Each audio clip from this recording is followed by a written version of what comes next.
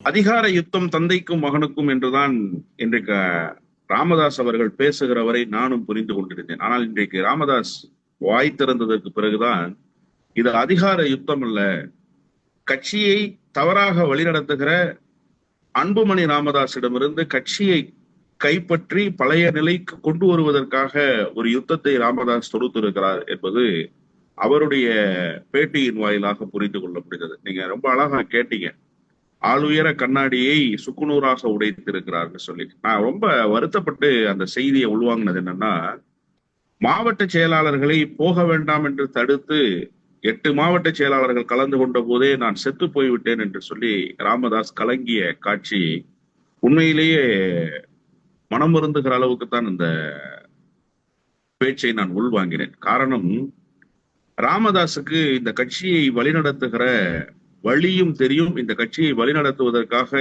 எவ்வளவு வழிகளை தாங்கி இருக்கிறார் என்பதும் தெரியும்.